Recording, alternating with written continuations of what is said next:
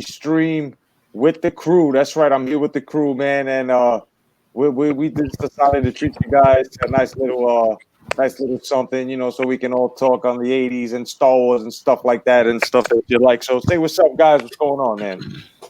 Well, I'd like to say hello from the 1980s. And who the hell are you people? Uh,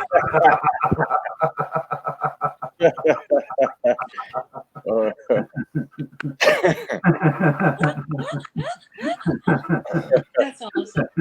That's awesome. I gotta tell you something about. I'll tell you something about Ronnie sometime. Uh, no, I'll tell you right now.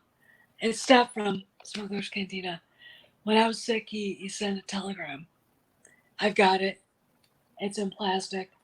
I wanted to put it, frame it, and they said not to do that. Uh, and it came right around the time they thought they were going to lose me. And it's 2.5, I think, paragraphs long. And when you read it, you can hear him saying it. yeah. And he was, I love it when people say, well, he was a racist, we have a recording. No, he was a good man. He helped me. He helped my family a lot. I love it when people say. Yeah. So, but I know, Maze, I can't. I don't think anybody could come up with a backup to impersonation, because that was awesome. And who the hell are you guys? Well, I actually borrowed that from Fred Willard. He came out on stage to do Reagan, and he was like, the first thing he said as Reagan was, "Who the hell are you people?" well, before we start off, man, this wonderful '80s stream, man. We just want to say, and we lost a legend by the name of Eddie Money. Yes. We would like to say rest in peace and thank you very much for the music you've given us. Yep. You know what I'm saying? Here's a toast, man. And all I'm gonna say is take me home tonight. I don't wanna oh yeah. Till you see the light. That's right. That, That's right. Is it weird that he outlived Ronnie Spector? Ronnie Spector's the one that sings on "Take Me Home Tonight," the girl. Yeah. Mm-hmm. Be my little baby. Yeah. Well, the one that I'm surprised that's still alive is Mick Jagger. I can't believe that man's still kicking. Oh, no, wait Yeah. a minute. No. Keith Richards. Come on. Yeah. I mean, that guy, Jesus. Every time, like when David Bowie died, I was like curled up in a fetal position. And I'm like, why did he get liver cancer, which is what he died from, or pancreatic cancer? And Keith Richards, who's done literally every bad thing to your body forever and ever. Another Ozzy Osbourne. And he's still alive. I smoked my dad's ashes, huh? Yeah. I mean, Jesus. Honest to God. And you see the meme. Keith Richards laughing. I outlived Bowie. I outlived Prince. Shit. I outlived Tom Petty. Man. It's like, There's a meme out there of Keith smiling with his nose in the paper, and he's like, "Hey, Mick, look who I outlived this week." yeah. You gotta love it, man. The guys that that entertained us in the '80s, man. Them guys, man. I tell you right now, I'm more than sure Charlie Sheen was groomed by these sons of bitches, man. Because these guys partied hard and they're still here, bro. I'm telling you, man. Oh yeah. And David Bowie started. I think actually, what was it? Space Odyssey. The first time anybody heard it was in yeah, I was born in '68, and it didn't get to be a real hit until the '70s. So he was there forever. That was a hard period of time when he died and all those other musicians died around him. To 2015 and 2016, I tell you, it started with B.B. King in early 2015, and it just kept spiraling out of control until by the end of 2016, we lost George Michael right after Carrie Fisher. Yeah. And then, right around the time Bowie died, we lost Glenn Frey too of the Eagles. And then Prince. And then Prince was later in the year, but like May. Yeah. Lemmy. From Jesus Christ. Lemmy from Lemmy from Motorhead. Motorhead. Yep. And when he died, and Bowie died, and then Prince died, somebody put this hilarious meme together. Literally, the weirdest band just gathered in heaven. Yeah, right. There you go. There you go. I mean, That's crazy, man. But that just, I mean, I want everybody to, if you're listening, you're not from the 80s. We are the last generation that had goddamn fun. Yep. Oh yeah, that's We had good goddamn music. fun.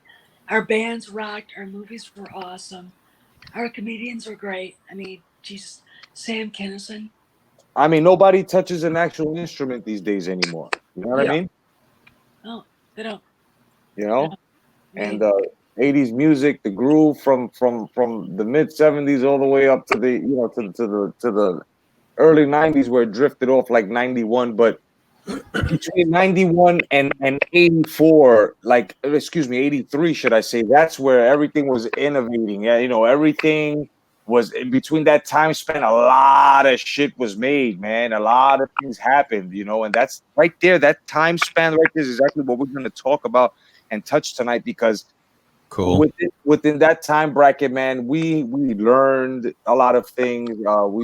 We've grown to love other things as well, from that era. And I mean, whoever wants to, whoever wants to start off, man, on the most nostalgic point in their life from that time period, go ahead, man. I'll say that when something big is, I tend to say when something big like MTV or whatever that era is, when it's the most interesting when it's growing, not when it's reached its peak. yeah, when it's growing and it's close to reaching its peak, that's when it gets really cool. Oh, yeah. I remember when everybody was like gathered in front of their TVs. I'm on my phone with my best friend, and we're like literally tag teaming everybody on the phone. There it is. It's awesome. I would call. There was a band, and they were a new wave. They weren't punk, but they were, they were punk. They were called Classics Nouveau, and they're still I guess they're out there, because I talked to some people who are like, yeah, we saw them, and I'm like, are you shitting me? Fuck, the guy was dressed like Barlow or Nosferatu, and he's saying guilty, guilty, and I would be on the phone, and my best friend goes, oh my God, they're on, you gotta watch it, because it was so freaking bizarre. And we go on and on and on, and then Thriller happened, and you're on the phone going, Thriller's on, turn it on right now, it's on right now. And it was because I like Michael Jackson, I'm a Prince fan. But that was such a monumentally produced, well-written thing. Yeah, I mean, I remember when Thriller was going to be first shown on MTV. It was a big event. It's like everybody.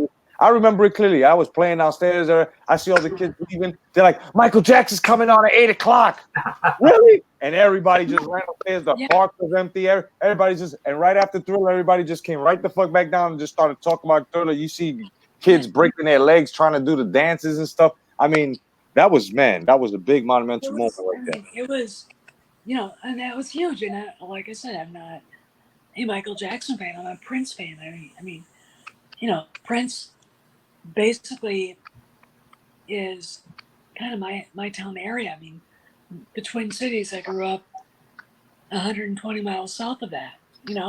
So that's I mean, and that was a big deal to me. I mean, Raspberry Beret, Purple Rain, the movie.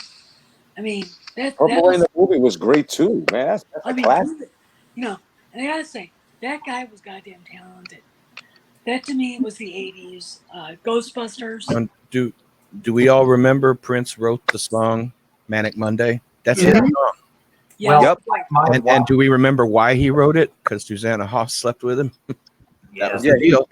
Yes. Yeah. Well, like my wife used to say, Prince could be the only man that would wear high heels and still take your woman. Yep. Yeah. Yeah. I mean, there's a great picture that my friend, the movie director, who's somewhere in Eastern Europe right now, Lee, if you're listening, be good. Just be a good man tonight. You know what I mean? He posted a picture when Prince died of Prince sucking up, I think it looked like a Charms blow pop. Mhm. And then he listed all the women he slept with: Kim Basinger, la la la, la la. I'm like, he slept with Kim Basinger? What the Oh fuck? man, I mean, yeah, man, But Prince was a bad then, motherfucker. then I'm like, okay, that's actually Prince, Alec Baldwin. Prince wins. There you go. You know, because Alec Yep. Baldwin's a douchebag. You know, Yeah. I mean, you know, it just, I mean, that was Prince. Prince to me was the guy because that was our area. And I mean, there were girls that would have their hair cut like him in my school. Yep. Remember that, the haircut like this with the Yep. mullet. Yep. And batshit crazy. What's up, guy?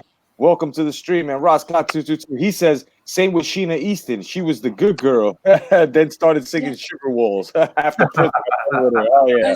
Yeah. I have to admit, I love this song for Your Eyes Only. Oh yeah. Yeah. For James Bond, right? That was a James Bond theme Yeah. song. Yeah, that was great. I mean, that I used to sing that a lot. And my dad liked it too. Yeah. You know, And I think the collaboration between her and Prince, that song, "You Got the Look, You Got the Look," that was a great song too, man. That's an 80. yeah. But if you go back to, I'm just looking at like a list of hit songs from 1983. The David Bowie song "China Girl." Does anybody remember the video for that? Yes. The song. Mhm. David Bowie, if he were alive today, he would never in a million years get away with that song.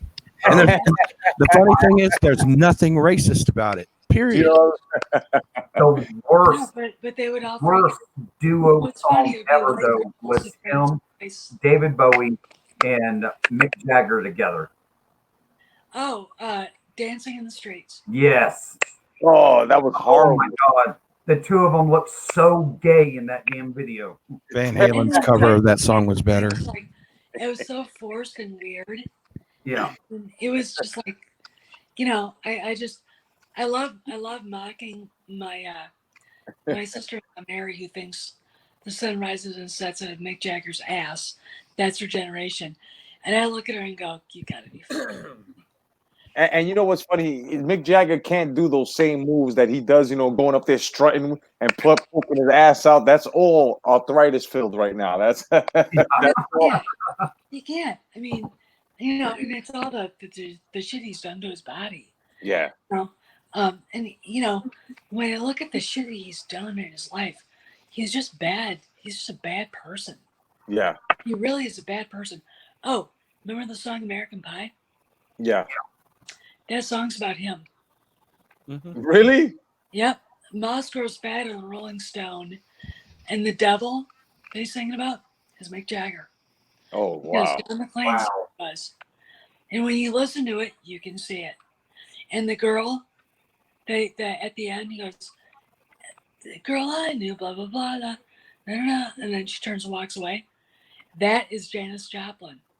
Oh shit. So, but you know, it's the way the people who started rock and roll look at the assholes who showed up and you know,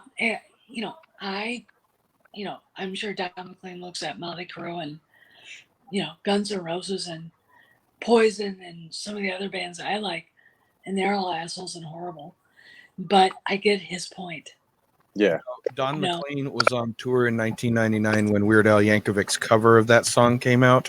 Yeah. And he said his kids sang the damn Weird Al song so much around him, around the house, that he got up on stage and accidentally started singing My, this here Anakin guy, and had to correct himself. Well, Stephanie's talking about people that are assholes, from hair bands. They're probably one of the biggest ones there, Stephanie, I love the band, but Bret Michaels, he's probably one of the biggest pricks out of them all. You know, the lead Well, singer for Poison. yeah, well, I look at him and I think you gotta look at it this way. He's, yeah, they're all, I'm going to be totally admit it. They're all ass. They all are. I would not have, I knew heavy metal guys that sang in my hometown. We would sneak out to watch them.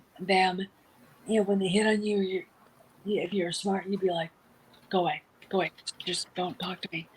I just want to hear you say it. I want you anywhere near me. Brett Michaels has suffered from diabetes for decades. So he's had diabetes. Yeah. He has suffered a lot. And the last several years, he has settled down. He has a good wife. He has kids. He has done a lot for the military. In fact, he did a concert for free at McDill when we were there, and I couldn't go, and I was mad because being a lieutenant colonel's wife, I probably could have met him, which would have been,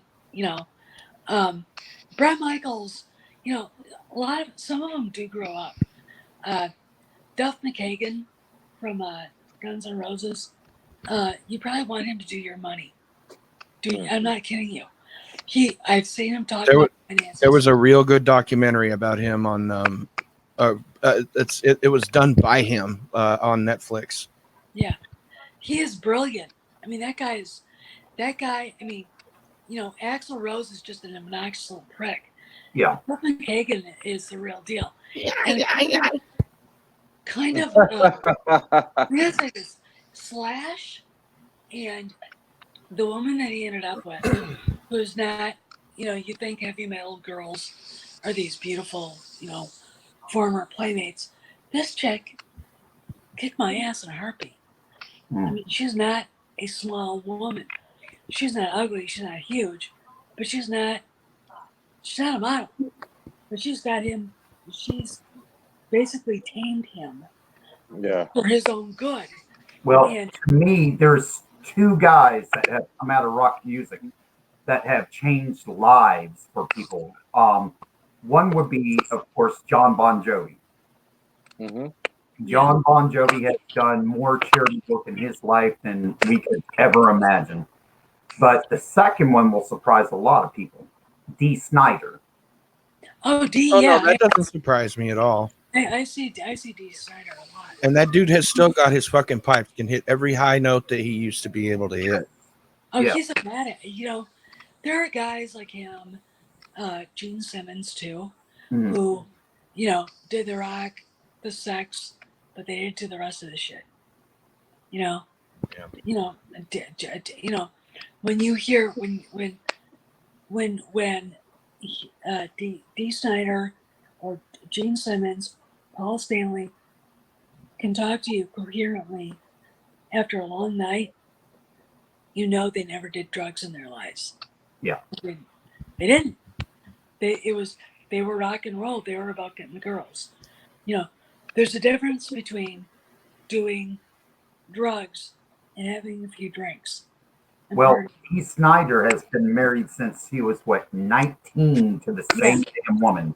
And her father hated him. Yes. Oh, same thing with that. God, oh Jesus, Ted Nugent's wife. Her father hated him too, and Ted Nugent actually did cheat on her, Shemaine, and they worked through it. But her dad was like that son of a bitch. Ted Nugent is the craziest non-drug addict on the face of the earth, and I mean that. He doesn't have a scrap of drugs in his system. Oh, he loves his guns. Though. Yeah, I tell you right now, man, the biggest, scariest thing for me growing up listening to heavy metal, was when at first it was a rumor. It's true. It was true though. Ozzy Osbourne performing and biting the heads off of pigeons and bats and shit, right? and then like, you know, putting the blood over him and shit. And I didn't believe that until my friend actually showed me a VHS tape of you know of Ozzy Osbourne live in concert, biting off a bat's head and then a fucking pigeon's head, spitting it out, and then he was just throwing the carcasses into the crowd and shit. He had all this body, fucking nuts. And then his album cover, the most scariest album cover for me, I forgot the name of the album, but he looks like a wolf man, and he's just like, and he's like, he's got all the makeup on. Yeah, Like that. The- Yeah, he you know where that started? Him and Sharon were going to a meeting to do a record deal. I think it was the first one after he left Black Sabbath, and he walked in and he bit the head off a bat, or I think it was a bat, in front of a bunch of record executives. And they're like, holy shit. You know, I mean, there's Ozzy. Ozzy, oh God, you know, that guy, he's a conundrum for me. my question is, was he satanic? God damn it! Like, did he No. worship the devil? Because these are things. I mean, the way he went about it, the pentagrams, the sacrificial shit during singing. Oh my God! And it's like all of his records. It was true. If you spun them backwards, they had a message. This shit is crazy. If But he then he was comes out and says, "I never worshipped the devil." So I'm just like, God damn. the one thing they never told us about when we were kids is something we wouldn't have actually understood that young, and that is that all that shit he was doing then was the combination of the drugs and the booze. Well, would have never done that all sober. an act back in the day. That's it's a big act, because the biggest person who got accused of worshiping the devil was Alice Cooper, dude. Oh, Alice Cooper is the biggest Christian on the planet. And Alice Cooper now, look, you know what he does now? He teaches golf. That's what he does. Alice Cooper teaches golf He now. makes me laugh. You know what's funny is he told a story. He was doing a show. It was in Los Angeles, and after it was over, who shows up in the backstage? Groucho Marx and Mae West. And there, he was like, oh my God, okay. You know, and Groucho Marx looked at him and said, I wanted her to see a burlesque show again. Oh, because they both started out in that. Yeah. And He's the only guy that made it. this is where that bizarre shit started way back in the 1915, whatever. When they started doing that. Yeah. You know, that's when all that shit started. And now Alice's daughter is in the business with him. She tours with him. I'll tell you right now, he's the only guy that made runny mascara look cool. Yeah. My dad has the original album of School's Out. It's one of the coolest looking albums in his set. You pull it out, it's the shape of a carved up school desk. You fold it open like a school desk, and inside is the vinyl record in a pair of panties. Like the panties are wrapped around it. Cool. Awesome. Cool. If you look it up on Google Images, you'll find it. I know whoever got those. I know they caught the urge to sniff them. God damn it! Don't lie to me. You know you sniffed them when you pulled them out the goddamn case. Okay, smells like vinyl. All right. I Yeah, feel man. like, why do I just like the music? Why am I looking at this?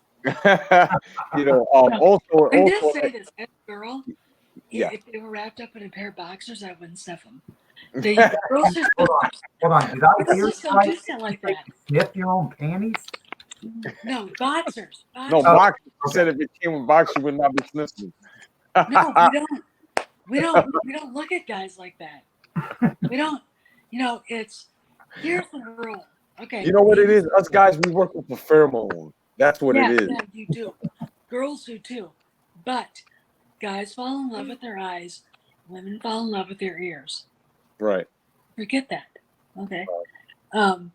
And you know, if I got an album by Madonna and I opened it up and it was It was literally like opening up a pair of boxers. They were like Speedos on it. What? Speedos. They have Speedos on the record. That's oh God. That's Wow. the guy could be. All right, I want to say this. Stop laughing. I want to say this. Speedos are disgusting. I don't care. They gross. You would never catch me with a Speedo. Them things pull hair. I mean, we could this makes me think we could get into the whole some of the uncool aspects of the 1980s, like how guys dressed back then with the Yes, with the biking shorts. Remember the biking two-tone biking shorts? I was thinking the curly mullets and the Magnum PI mustaches. Oh, Oh, God. And the Miami Vice suits. I like the Those damn shades that had the damn slits in them. They Yeah. If you had a pair of Ray-Bans back then, the kind that folded up, the kind that Michael Jackson wore, you would get them stolen. Yeah. Somebody would steal them from you. Yeah. I remember the style, man. I remember the members only jackets, man. I had a few. Everybody wore them with the sleeves rolled up. What about the Dynasty shoulder pads on women? Oh man, Yeah. you look like a fucking linebacker. You look like you're ready to play position and shit. She's like, Linda okay. Evans. No. Early 80s, man. I swear women had to use 2 cans of hairspray on their hair. Yes. Big hair. Aquanet. Oh, The 80s birthed Aquanet and the look. Aquanet, I yup. would go. I was talking to a friend of mine, my best friend Jen, and we were talking about that, and I saw a picture of her. Her hair, this is my head. Her hair is just off her head, up half her head. Damn. And I'm like going. She's like, that's 2 cans. I'm like, Jesus Christ, because I was playing. And what I did was I had my hair dyed black at the time, but I had it cut in a bob and permed like Whitney Houston. Okay. And it was pretty cute, I thought. I look so weird. I when I look at myself from graduation, I'm like, are you kidding me? Well, early 80s, we also got the term porn stash. Yeah, well, with Tom Selleck. Every damn male porn star had that damn stupid ass damn mustache. Oh my goodness, bro. Even in the early 80s, 70s porn was still like continuing forward with that look. Fucking John Holmes. John Holmes had the ultimate fucking mullet mustache, bro. He had that crazy shit. Here's Sam Kinnison's business on John Holmes. Yeah. He was like, you don't even call in sick to a job like that. You're like, no, I'll be there. No, I'll be there. Don't start without me.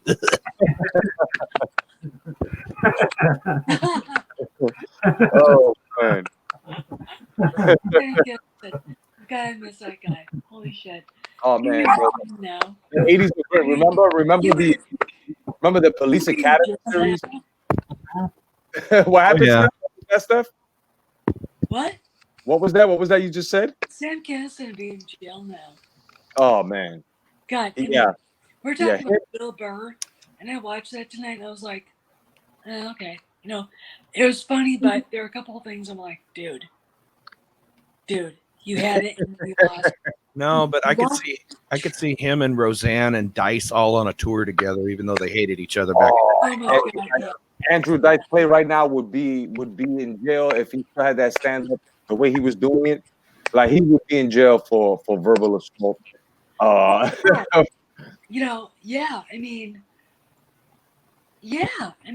would. I mean, Kinnison, do you remember after one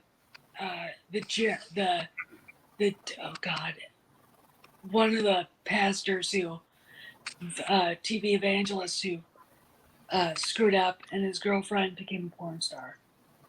Shit, Jim Baker, his girlfriend, Jessica Hahn.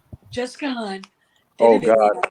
With all the heavy metal guys, and they are all up there. I mean, the lead singer from Rat, I think Nikki was there, Tommy Lee was there.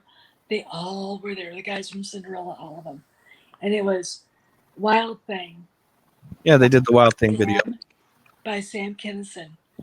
I laughed my There's an even hotter video out there Sam did just after that one called it's a cover of the Rolling Stones, Under My Thumb. You need to watch that. It's got Ozzy in it at like a strip club and a bunch of rockers, and they're doing debaucherous things. Yeah, I think I will, because when that came out, I remember sitting there watching it on MTV, and my dad walks into the room, and he's like, "Jesus Christ!" And he walks out. You know, he didn't know what was going on. They're mocking Jim Baker. They're mocking all that shit, the hypocrisy, and I don't blame them. You know, that was a whole big thing, man. When Jessica Hahn got caught sleeping with that guy, man, that shit was Jim crazy. Baker and Tammy Faye. Do you remember her with her eyelashes, those fake eyelashes? Yeah. Hell, speaking of the 80s, how everyone hated each other, though, you realize who was on Roseanne for like 2 episodes. She was? No. I'm trying to read the little porn star girl, Tracy Lords. That's Tracy Lords. Oh, but she was hot though. Tracy Lords. Yeah. Oh my God. No, I mean, yeah, all right. I'm gonna tell you guys a story. I was coming back from. We had to do a thing in San Diego. My husband Your and I. first porn shoot, right? You got your stuff.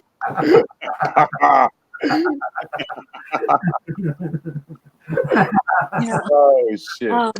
Anyway, it was back in 2004, and I got on a plane in San Diego. We were going. I had to fly to San Francisco to go back to Hawaii, and I got on. My seatmate was funny to mention it, an exotic dancer from San Francisco. We had a long conversation, and by the time I was done, I think I basically got her to quit the industry and to go to nursing school. I hope, because I realized she made far more money than my husband, who incidentally defended the country, and she was begging for someone to say, "Help me," or "I will help you. I will give you a reason to leave what you're doing." Mm-hmm. You know, and I had to say, Tracy Lord, all these people, I feel bad for them. After talking to that girl, there's a soul behind that, and they not always want to be there. And she was really sad. I always think about her going, I think about Mary Magdalene when I think about her. All right, so there we go. I hear that. So from 1982, here's some of the other hit songs I'm seeing. Eye of the Tiger, Heat of the Moment, 38 Special, Caught Up in You, Rosanna by Toto. Oh, that's a good song. That's an amazing song. Hurt So Good by John Mellencamp, Abracadabra by the Steve Miller Band. Hold on, remember John Cougar Mellencamp? Remember that motherfucker with his tight ass jeans trying to look like do you know what Rosanna's about? Do you know what Rosanna's about? No. Rosanna Arquette. Oh, okay. Yeah. She was in the video. Yeah. Listen, John Cougar Mellencamp. He tried to look like fucking Bruce Springsteen with the shirt and the tight jeans and the boots, and he failed because of the fucking mullet. That guy had the most disgusting mullet ever, kid. I just remember Hurt So Good coming out and watching the video and looking at the camera angles and going, these people are gross. He became a really commercial brand name, didn't he? Maybe not that, but eventually. It's funny because I could listen to anything at home, and my parents really wouldn't throw a fit until one day they heard me listening to Brass Monkey. Brass Monkey, That sent them over the freaking top. Brass Monkey. Yeah, the Beastie Boys with the shit there. I'll tell you a story. Here's a story. I had a leather jacket. I had a leather heavy metal jacket. I only wore it at school. It hung in my locker. And when I graduated, I gave it to my friend who wore it until I don't know what she did with it. If my parents saw that, they have lost their minds.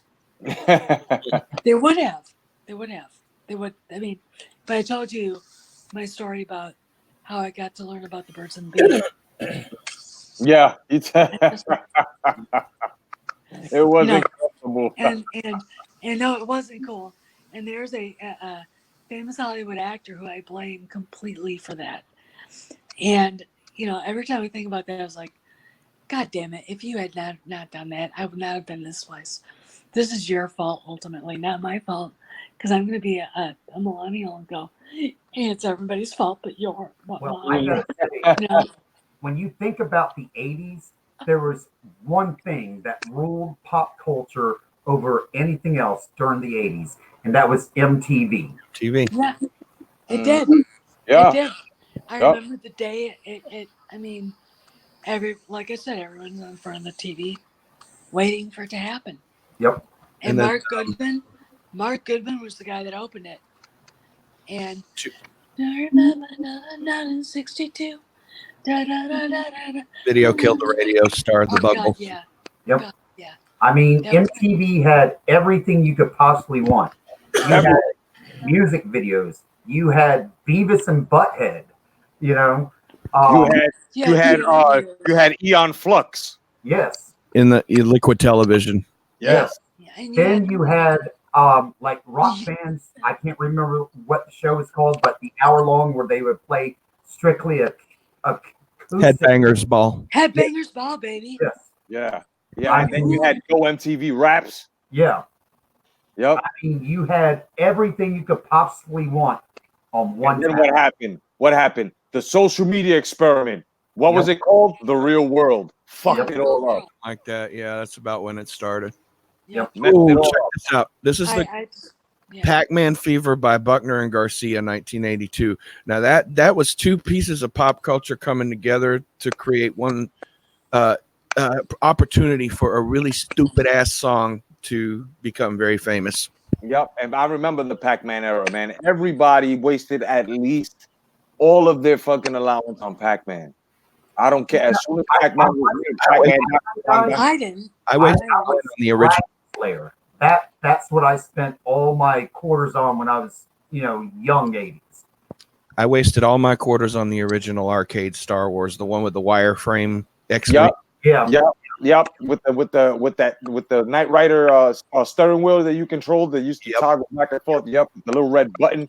Yep. I remember that. And then they made the ultimate Star Wars trilogy sitting machine where like the graphics were awesome, and I don't know what happened, man. I saw that recently, man. I really wish somebody would bring it on fucking home video game consoles. They've got a Dave and Buster's here. It's still at the Dave and Buster's. It's pretty awesome. What's sad is that you don't have anywhere you can go for actual arcades anymore. Like you can't have a nice Friday, Saturday night and go and walk into a place where it's all stacked up with arcades and pinball machines. Like that doesn't exist anymore, man. And that's what made culture stuff like that brought everybody together after school centers. Because guys, we're sitting here. 2 years in Florida. 1 year in Minnesota. I'm in Pennsylvania. Yeah. Why go do that when we can sit here and do this? You know what I'm saying? I got neighbors I've said 2 or 3 words to in the last year since we moved here. Well, and that's wrong. Yeah, that's what I'm saying, because everyone knows, we got hit by Hurricane Michael last year, a Category 5 hurricane that just decimated my town. And what's so sad about that, I had never talked to any of my neighbors before that hurricane came through. Then after the hurricane came through, I cooked for people for 4 days straight. I met all my neighbors. Everybody came to my place. I was cooking. Yeah. And I met everyone, and everyone was bonding. And then a month later, I haven't talked to a single one of them. No, you just don't. That's how fleeting social media makes life and relationships with people. Yep. Yeah. It makes it too easy for you to get online, and hook up with your friends that live in the computer, the ones that are like you. Yeah. And I don't like that because we don't live in the computer. And Well, I appreciate it. I do too, because I get, you're all human beings. We've all been there for each other. We do all this stuff. If you were in my neighborhood, that'd be great. And you are in my neighborhood here. But the people here, I'm sure if I was trying to have the same conversation, they'd be looking at me going, Yeah. because they don't, the gay guys that live there, the people that live over there, the two people that live there that,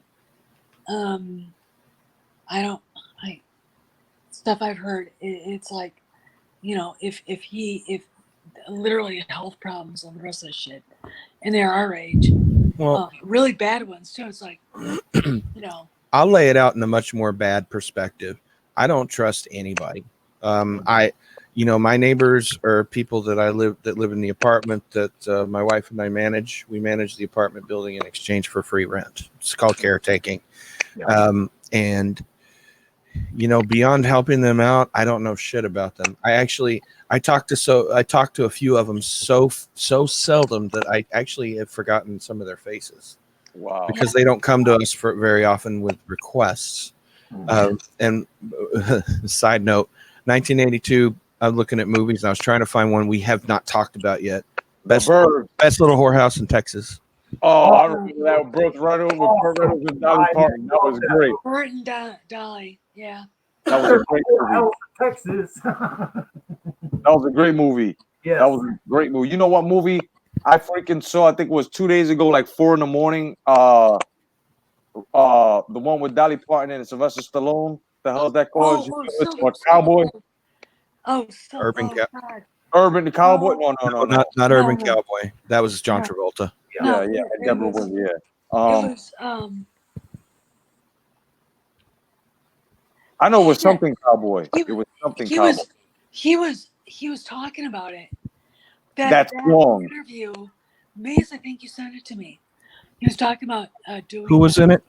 Stallone and who else? Stallone. Dolly Parton. Who was it? The Last American. No, it was Cowboy in Texas or something like that. Rhinestone. 1984. Bro, that song to this day is still stuck in my head. Budweiser, you created a monster, and they call him Drunkenstein. Yeah. Well, we have Marvel and DC movies now, right? Yeah. Why can't we have our childhood comic book character go into a movie, man? I want to see Space Ghost. Oh, I want to see a Space Ghost so bad, man. I want to see a Space Ghost so bad. John, we've got better ones. A Marvel, that'll last 5.5 seconds and no one will care. These kids, they don't. How about the Herculoids? You know what? Yeah. No.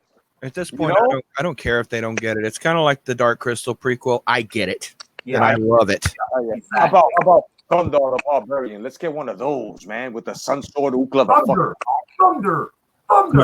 Crush your enemies. Crush your enemies. See them driven before you, and hear the lamentations of their women. Yeah. Yeah. I love Conan the Barbarian. That movie, there was something. The second movie was okay. It had a great sword fight. Yeah, but the first one was a classic. The first one, that giant snake and the ruby and the pit fighting, just the pit fighting itself and the way he, that shit was awesome to me. And Tulsa Doom with James Earl Jones, man, that was. I love that. I remember watching it on VHS when it came out finally.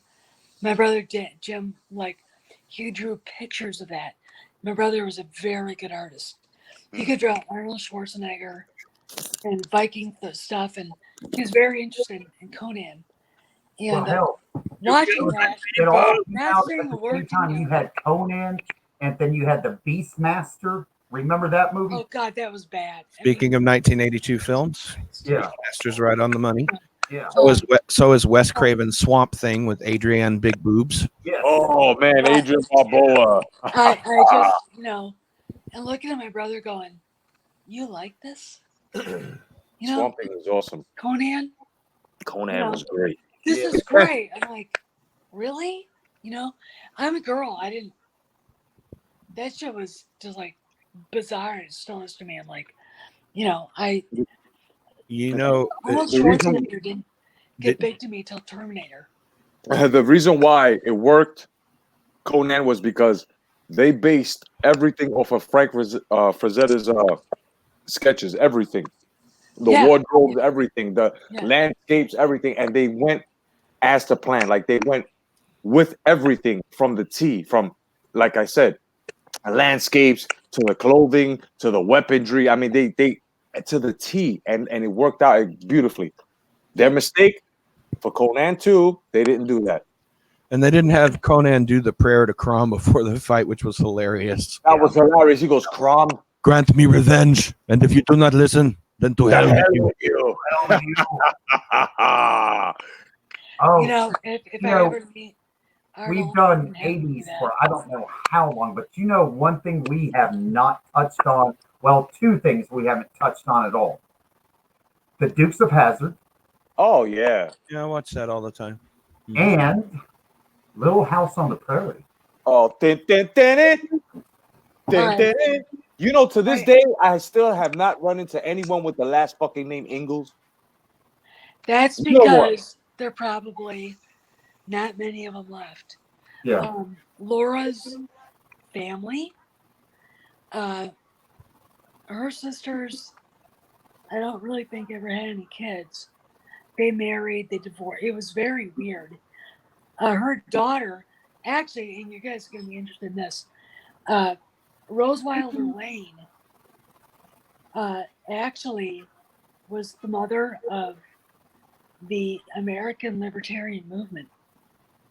She is very well credited for starting that movement because she went as a writer to Russia during the revolution, got arrested by the commies because thought she's a big leftist, and got out of prison, came back home and said, "Fuck that shit." All right. She's very much a libertarian. It's a very interesting thing. Laura had a son, died in birth. She and Almanzo never had another kid. Mary, of course, never got married. Carrie and Grace, there's two other girls, Carrie and Grace. I don't think they ever had any children. They were married, and I don't know what happened. But there were never any sons from Laura's family, from Charles and his wife. Wow. My wife hates Lori Ingalls Wilder, even though she's liberal. But we Lori- watched that. My aunt watched that show. That's what it was. She used to take care of me after school, and that's where we watched the show. That shit come on every day after school, man. I was like, cartoons, could you please come on? I want to see some That little was a furry 70s girls show. chopping down in the fucking That field. was kind of a 70s show. And Yeah. I didn't, I had read, my mom bought me all the books.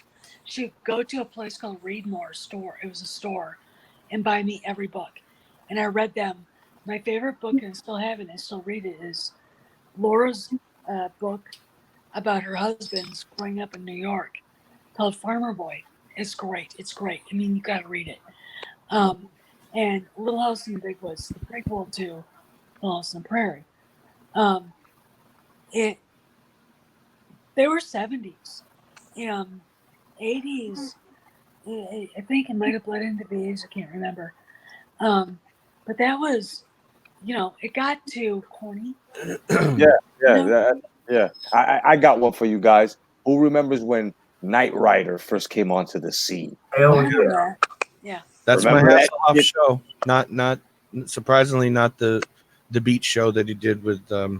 Yeah, with Baywatch. That's not. When Knight Rider came on, well, I looked at every car different from that day forward. When I woke up, I looked at it. I respected every car from that day forward. Yeah. I swear.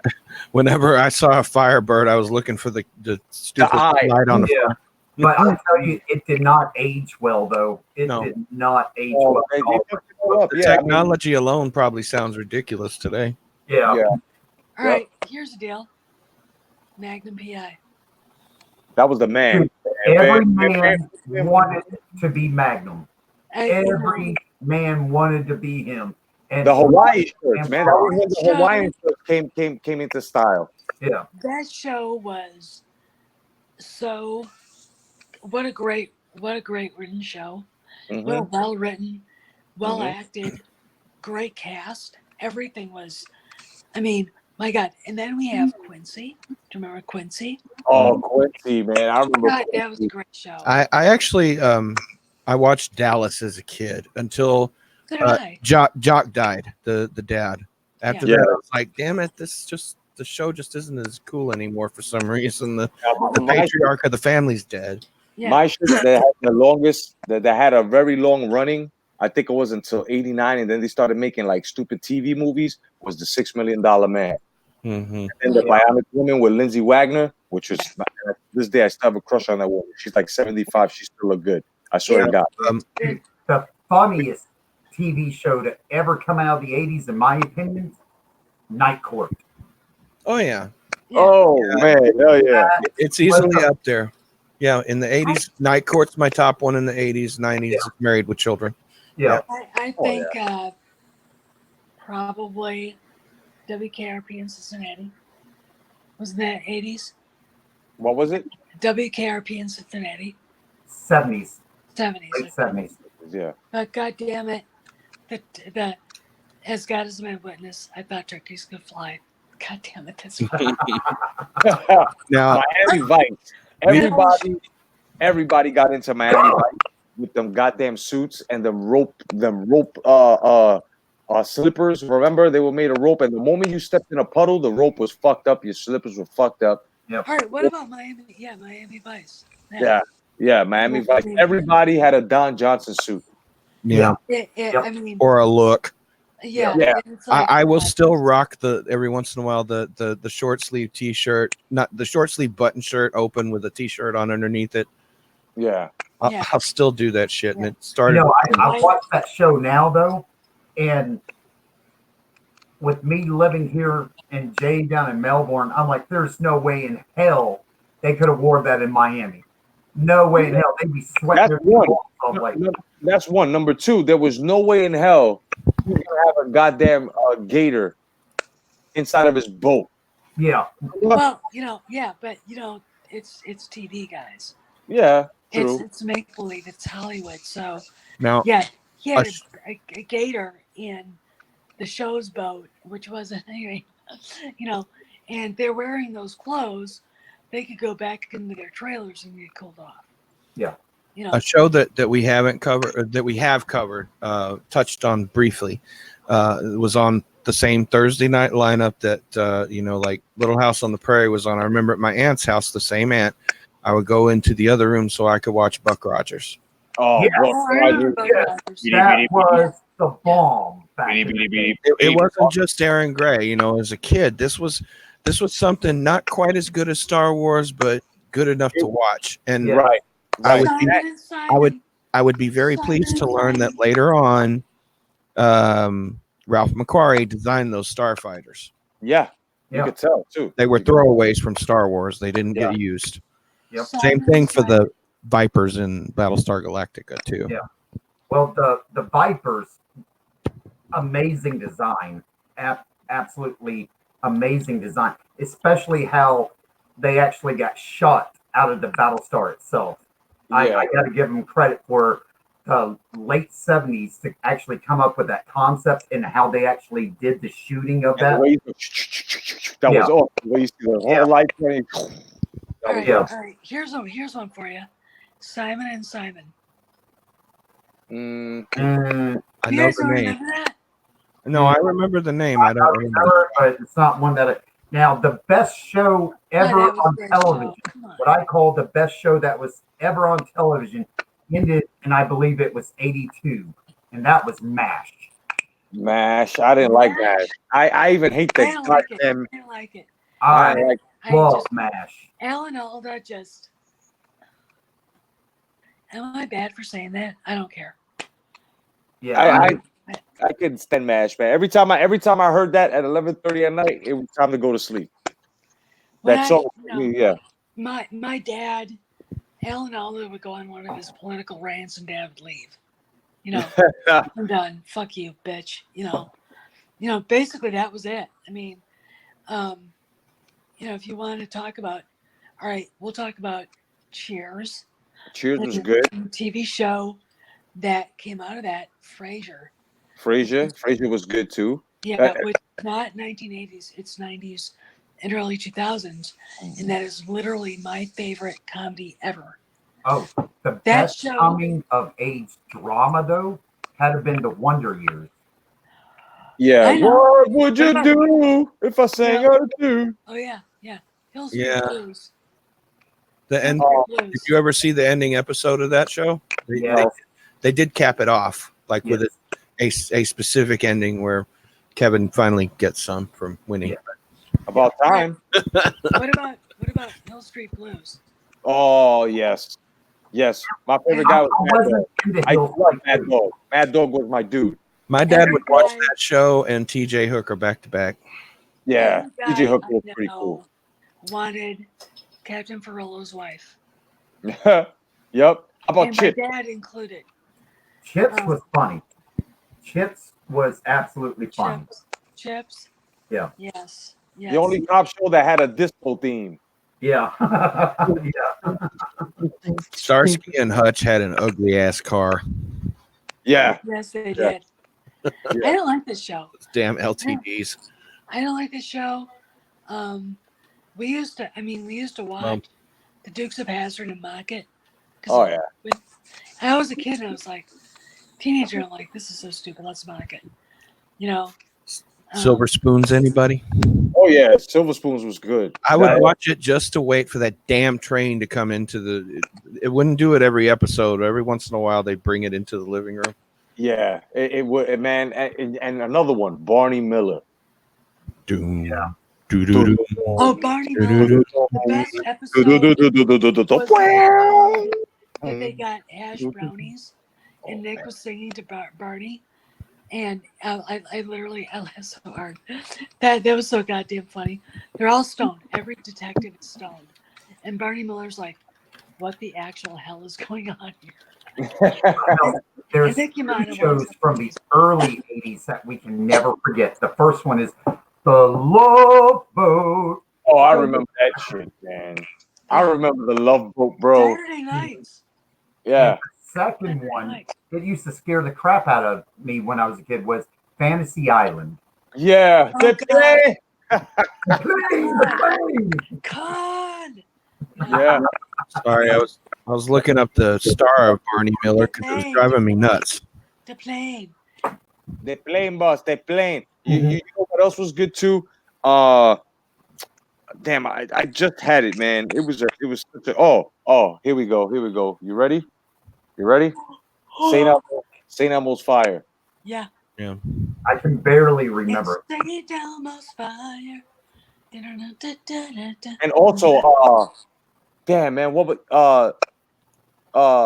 Trapper John MD. Trapper John MD. Trapper John MD. That was my shit. Oh. All right.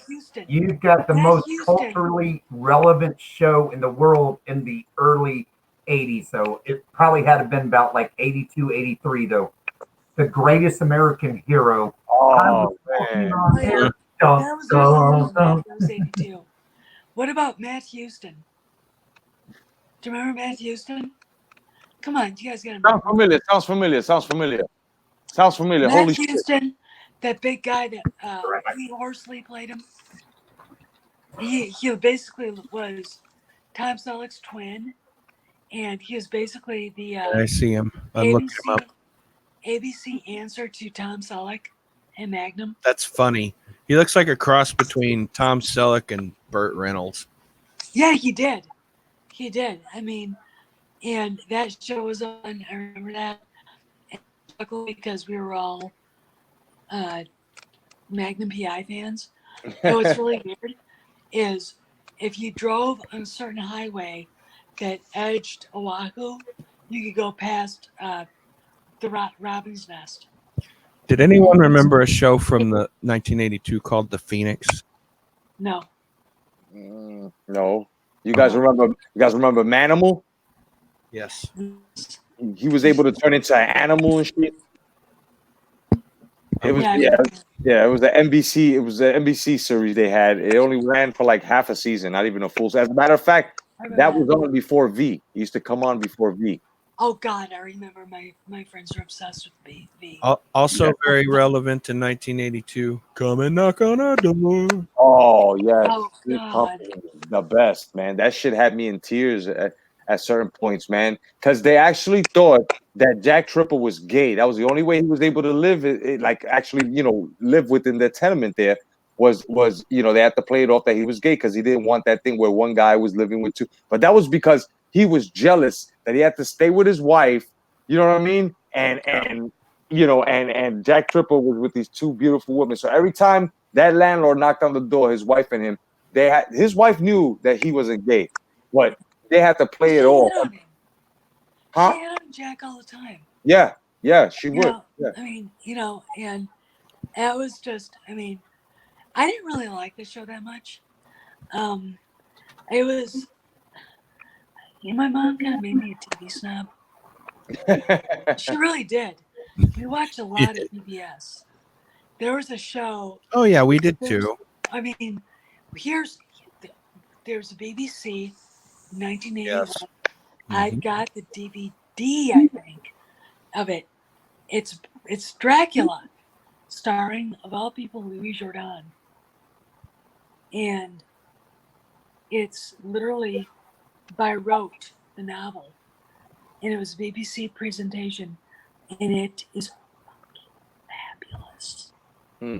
And I remember watching it with her, and then watching it again on Halloween night one night later, like early '90s, trying to watch my nephews on a Halloween night. My sister was at a Halloween party, and basically thinking, if I could beat both of them into submission, would that be okay? So I could watch this goddamn show. They were supposed to be asleep because they were too young to go out to go trick or treating, and they were like being assholes to me. I want to watch it. It's so good. I can't even. Mm. When I found out you could get it on DVD, I bought it. Wow. I mean, it's the novel. There's a scene that is so scary and weird to me. Uh, what's Jonathan Harker gets out of the house, the mansion. He goes into an old empty temple. He finds a bunch of uh, caskets that are above ground that are full. He finds the three female vampires that were harassing him in Dracula. And he's so upset, he grabs a shovel and starts beating Dracula over the head with it. And Holy what shit. happens is Louis Jourdan smiles as blood's dripping down his face. Oh wow. And it's like, God! It was just Jesus. I mean, it still freaks me out because that's exactly what would happen. That's exactly what would happen. And then of course he just drops his shovel and starts screaming. What are you gonna do? What are you gonna do? We did watch a lot of PBS during that era, the early 80s. Like Saturday, I remember a regular thing with Dad was This Old House. Yeah, And, Yeah. yeah, back then, the Nova specials, they were good and yeah, they were not fucking political. Right. yeah. Well, Yeah. one thing I will never forget because I even know the year on this, 1983. 80s had its genre of horror movies. You had Friday the 13th, you had Halloween, and various other horror movies. But probably one of the biggest cult followings came from 1983. Does anybody remember Sleepaway Camp? Yep. Oh, I don't remember that. Yep. I remember that You shit. don't, you have got to see it, Steph, because I'm not going to tell you about it because I do not want to ruin the ending of that movie for you. Okay. The ending of that movie, you will be like, damn. Yep. No, I remember Tales from the Crypt. But Mhm. when HBO was on, in the 80s, when it got big, Yeah. they used to give like the Hitchhiker. Remember the Hitchhiker? Yes. Yes. What You about the know? actual original Fright Night? Yeah. They used to run that shit on the hour, every hour, and I loved it. I used to love it. That Now, movie with Chris Sarandon. I'm like, I remember watching it after it came out on DVD. We're watching it, and my friend, her mom was there, and it was a scene where they're at the dance club, and he's dancing with that girl, and she's looking at the mirror and she can't see him. Yeah, he's And not I there. remember Rosie's going to me and Shelly going, he could bite my neck anytime he wanted. Dude, Because Chris Sarandon he was one good-looking dude. I he can was say that much. no, he was. I mean, for what he was and what he was playing, you could see it. Yeah. Right? You know that was that's how you want your dark, your that persona to be, not I don't know what the hell the vampires are. I watched the remake, the one that had Colin Farrell as a vampire. God, it was horrible. Yeah. I can't even. I just, I saw parts of it, and I was like, "You've got to be shitting me." You said Colin Farrell, and I was just like, ugh. Yeah, Yeah. it was horrible. I Yeah. was at the premiere of Phantom of the Opera in 2004 in New York, and I met Andrew Lloyd Webber, talked to Joel Schumacher, did my lipstick next to Minnie Driver. She's literally, I think she might be a giant. And even in her bare feet, she's like twice as tall as I am. And I'm not short by any means. Gerard Butler and I had a conversation, and he's a moron. He really is. Yeah. That's a long story there. Colin Farrell was there and I didn't see him. Mm. He was there and I didn't see him. I had to stare down with Josh. Oh God, the singer Josh. What's his face? Who I think was standing there in a corner, glowering at everybody, thinking he should have the role. Josh, Jesus Christ, he's a singer. I can't think of his name. Well, Steph, talking about 80s fashion, this will be geared towards you. Did you ever wear jellies as a young girl? Oh my Yes, God! I did, and I'm going to tell you a story about them. Blisters, heaven. I used to raise giant white New Zealand rabbits, and my dad was building a thing. There was a board upturned in the backyard with a nail through it. Guess what I did? Stepped right on it. I stepped right on it through the heel. Guess where I ended up? Hospital. Yeah. Well, with Dad pulled it out, get to the hospital, doctor cleaned it out as best she could, and I got a tetanus shot in the ass. That was fun. I never wore jellies again. Wear them jellies, man. My rabbits are all looking at me like, God, you suck. You know, I used to hate the chubby girls wearing the jellies because that shit looked like the Play-Doh factory was coming out of their fucking. Yeah, but there weren't any jelly. Who were the chubby girls back then? Everybody's chubby now. There weren't any then. I mean, and I at one point. I can show you pictures. Okay. I can show you pictures, Steph. Oh my God, they were huge back then. I was the heaviest girl in my high school. Well, maybe. I mean, I don't know. I mean, I thought I was because I was treated that way. Till I was in a junior, and then I was the skinniest girl. All right? I went like that. And I don't remember anybody being as big as some of the girls are now. Yeah, I remember girls being big where they used to try to wear fucking them two-tone spandex. Yeah. God damn it. And right at the top of their hip, the shit was like screaming for help. Okay, it grew a mouth. It had a hole in it going, help me, please, take me the fuck off. I don't fit, bitch. That's exactly what was going on. Them shorts were speaking to me from across the damn gym. Jeff, help. I don't fit, man. Tell this bitch. God. Yeah, and then I remember they had the stretch jeans. Remember when they first made stretch jeans for women back then? Yep. They were called ginger jeans. The French ones were called Philly Patotis. Yeah. And the fat girls used to like try to wear it. And again, you had the take me off fucking rips at the side of the seams here, where the pants were just ready to retire. Them pants used to look like they just wanted to do this. Dude, I'll admit it. I can't remember what they were called, but the shirts that you would buy, that if you put your hand on it, it would change the color on the shirt. Freezy Freakies. Freezy Freakies. Oh God, yeah. I had like 3 or 4 of those things, man. I love those things. But the problem is, as soon as you washed it, It lost the effect. Yeah. It lost the effect. Yep.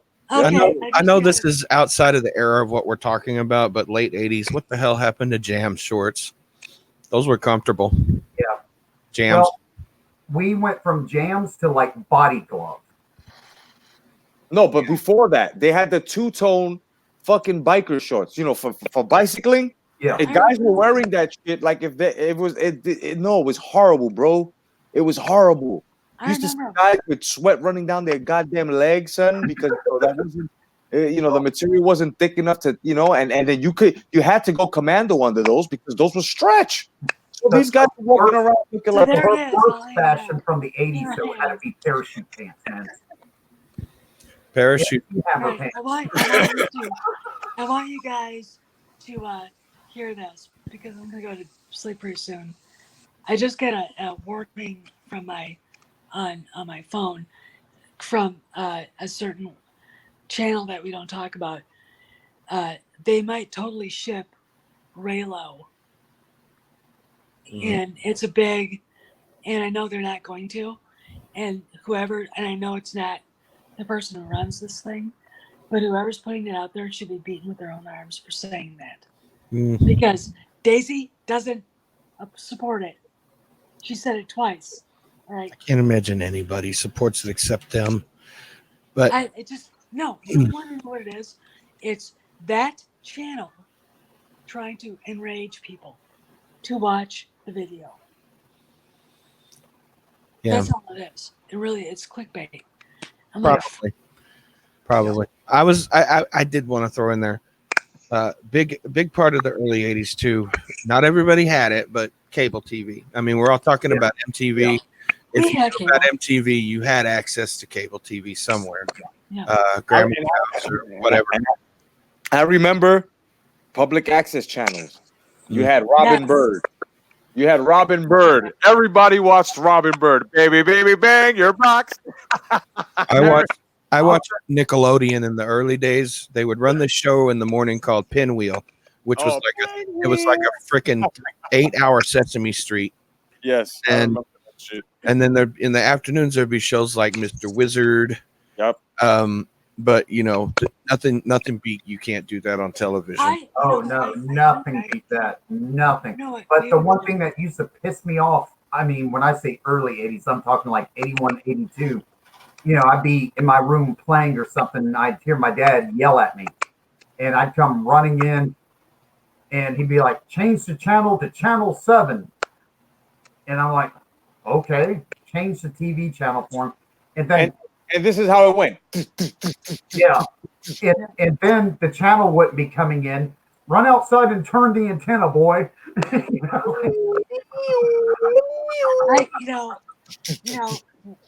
What I miss, and I still miss this because I love it. When I was in school, come home, throw on when TNT became big, WGN, and they would actually have after-school cartoons. It wouldn't be garbage. It would be Bugs Bunny. It would be the Flintstones. It would be really great Hanna-Barbera stuff that, Tom and Jerry, not the 50s stuff, but the old 40s stuff. It would, and then when they did do the 80s stuff, it would be G.I. Joe, Transformers, Jem. She was truly outrageous. Yeah, and it was fun stuff like that. I would still watch that. I had Stig, if you're listening, I'm going to call you out. People don't want, grown-ups don't watch cartoons. Cartoons, and this is my schooling talking, because I did get an A in the history of animated film. Cartoons weren't made for kids. They were made for adults who went to movies. By adults. They went to movies and spent 4 hours at theaters, eating popcorn, watching newsreels. That's how they got their information back in the 30s, 40s, and 50s. Okay, even in the 50s, because not everybody had TV. Okay, so when I hear people say, "Well, animation, kids," no, all Oh, right, God bless Chuck Jones, man. God bless yeah, him. yeah, The wabbit kicked the Really? bucket. The wabbit kicked the bucket. yeah, yeah, and Fritz Freeling and all those guys, because I could, why not do animated films for adults? Exactly. That No, shit why was not? hilarious to me, bro. We're gonna have Wolf Wabbit. We're gonna have Wolf Wabbit. We're gonna have Wolf. And then he looks at him. I am the wabbit of Seville. That I am the barber of the build. God, I mean Now, that. the one You thing shake in it up. the 80s that probably meant the most to me, though, guys, and Jay can appreciate this, the 1986 Amazing Mets. Oh yes, brother. The amazing Like Mets. They man. finally brought the World Series home, and I was their bat boy for the 4 games where they were at home. So Gary Carter, Darryl Strawberry. Oh man, that was the ultimate. Why Mike can't that? Gooden, Yup. you had, let's see, Ray Knight, third base, Keith Hernandez, first base. Right field, Darryl Strawberry. Yep. You know, Shortstop, Mookie Wilson. Yep. What? No, Yeah, Mookie Wilson played center field. you know, Fender. I am a Brewers fan. We had one hurrah back then, and that's it. I don't want to talk about it anymore. You know, and the Packers just sucked. They sucked. They were, you know, they had a 9-7 season with Bart Starr. I'm going to say this: if they'd had a defensive coordinator, the defense, I mean, there were people out there. They took and won a game. It was the highest scoring Monday Night Football game ever against the Washington Redskins. I remember being on the phone with my dad, who's up in Canada hunting, and he was like, "All the guys want to know what's going on with the Packers." Well, Dad, we just scored a touchdown, and the Redskins are driving again to score another touchdown.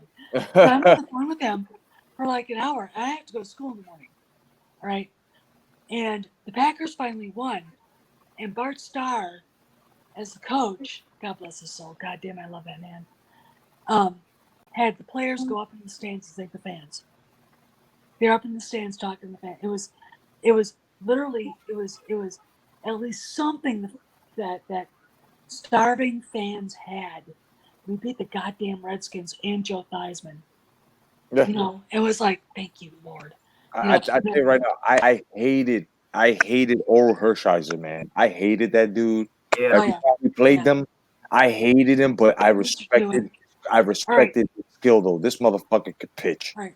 The year after I got out of the hospital in 1989, Packers went 9-7 again, and they tied for first place in their division.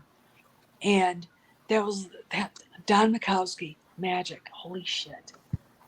I just every time. I mean, first off, I had a huge crush on him. He was, big heavy metal fan, Yep. and my God, I'll never forget. Do you remember the instant replay play? Oh, He throws, yeah, they never, and they finally said he wasn't over the line, and the look on Mike Ditka's face is like, "Rah!" yeah.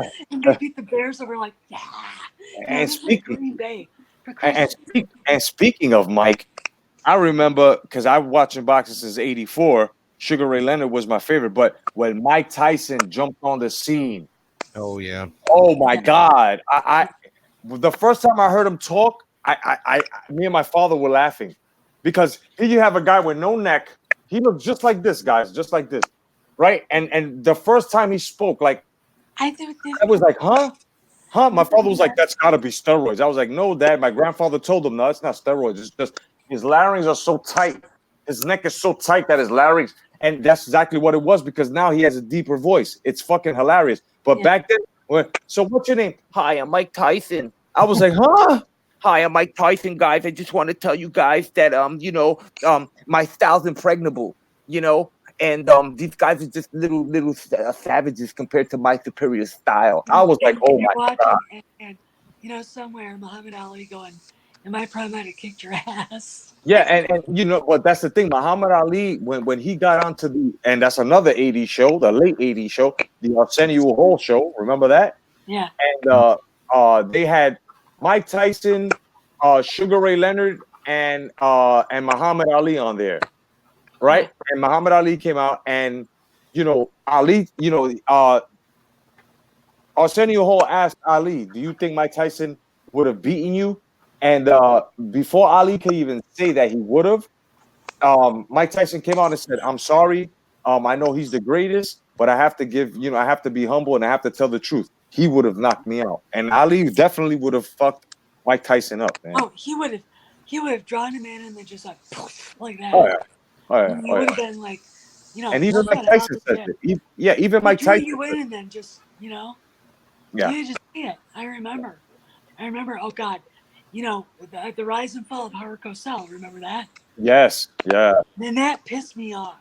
yeah. When he didn't say that in a mean way. There was not a racist bone in his body. He None. was the reason why Muhammad Ali got so famous. Him and He was Muhammad what Ali were backed best him. friends. Him and Muhammad Ali were best friends. They He helped turned Ali him- get his license back. Like, Yeah, he was. And they treated him like shit. yeah, Over, look at that little monkey run. He said He that. called his grandchildren little monkeys. Yes. right. I heard that from Howard Cosell's grandson. Yeah. Look at that. Yeah, and it's like wasn't, and then he got chased. And he was the first victim of the SJW movement. He really was. That's And crazy. he was. Political correctness. And my dad hated him, but when he was gone from Monday Night Football, it died. Yeah. Slowly died, because you waited for him to say something that would piss you off. Yeah. Mm-hmm. And then him and Frank Gifford and Don Meredith were the best. Yeah. I remember the game, and they were calling that game in Green Bay when they were playing against the Redskins, and they were like, "Holy shit!"